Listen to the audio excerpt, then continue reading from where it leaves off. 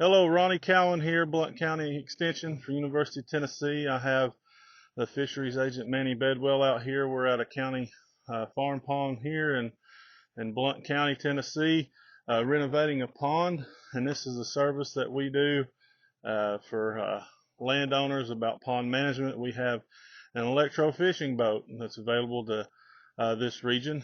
As you can see, it's we're on the water currently.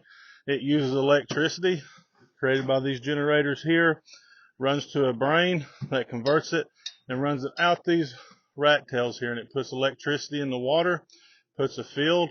It hits the fish. We test conductivity, make sure that we shock them where it messes with their swim bladder. They float up, and we'll measure and sample, which you'll see today, and get relative weights. We measure them and weigh them, and that'll give us an idea of what they should look like as far as health.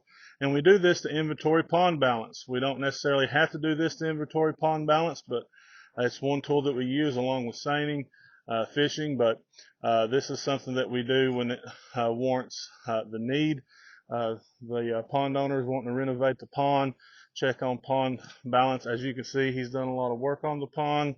He wants it for recreational use, and that's what we try to do, is meet landowner objectives. So we're going to take you in the boat today, show you what we do as extension agents and work in pond management.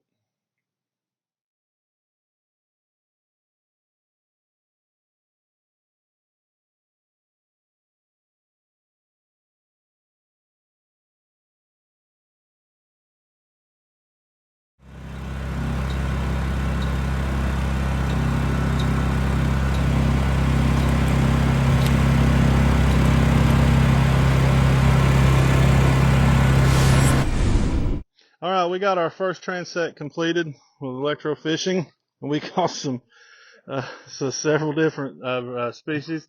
We have bullfed or the bullhead minnows that were stocked in here, or provide some forage. Shocked some of those. We have a red ear sunfish, or they're also called shell crackers. This is a healthy one, pretty good eating size. You can tell by their ear there where they get that name from. They're a great species to have in your pond. They also help with parasite control. They eat some grubs and things like that, the snails, and a good prey species to have. But beautiful species, a good one to introduce in your pond as far as if you're balanced. But we expected to see that. We'll measure relative weights on that one. We also have intermediate of the same species, just young, so different size class. And then we had a bunch of these, which we knew coming in. This is not the norm. He has reproduction in this pond with the channel cats, which is not usual, but this pond certainly has it. They are a good species to have as far as in your pond. You can have catfish only ponds. You can have them part of your little pond ecosystem too. Catfish are pretty cool species. They have to have cavities. They're cavity nesters, so that tells me that there's some in here that they can nest and be successful. But be careful. These catfish has these spines in their pectoral and dorsal fins. And something really cool, catfish and salmon species, trout and things, they have this fin here called the adipose fin. It's real fleshy, and even biologists don't really know what it's used for. It might be for pitch and yaw and things for the fish, but pretty cool species of fish to have. Got a bunch of these. All right, we're looking at relative weights. We've got measure the shell cracker. What does it measure there, Manny? About 8 3/4. 8 3/4. So we are going to get a weight to tear out our scale.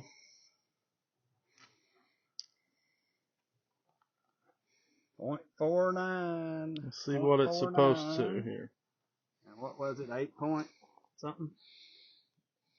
It's 8.5, it's 0.5, so it's just pretty much right on the money. Pretty Right much about right what it on. should be.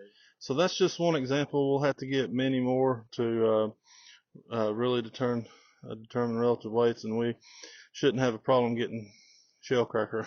We saw several, but we'll go out and try to get some young of the year and do probably another transect or so and see what we get. You can.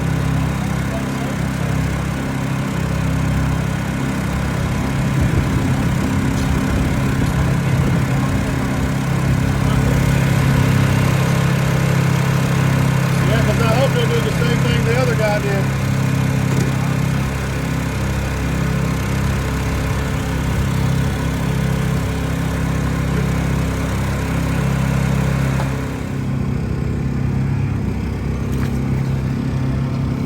There we go.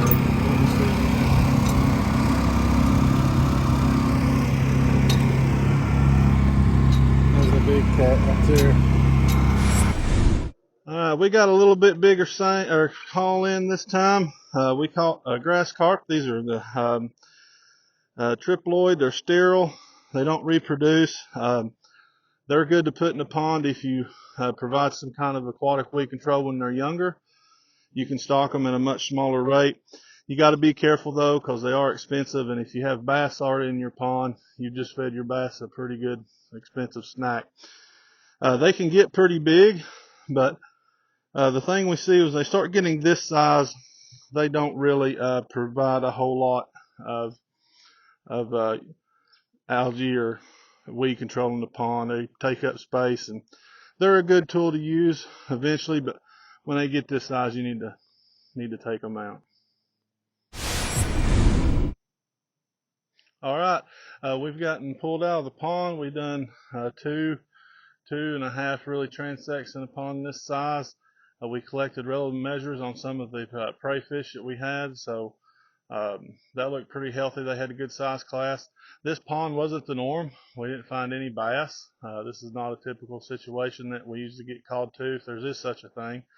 We deal a lot with aquatic weeds, pond balance, pond construction, and this one's being renovated. He's going to take care of it and get the cattle out and do some algae control. But pretty much from what we see, we'll write something up for this landowner saying that he needs to harvest some of the bigger prey fish, size your hand filleting size, knock out some of the catfish. We found a lot of catfish. Again, they are reproducing here, which is not the norm, but he's got young of the year catfish, so knocking that out.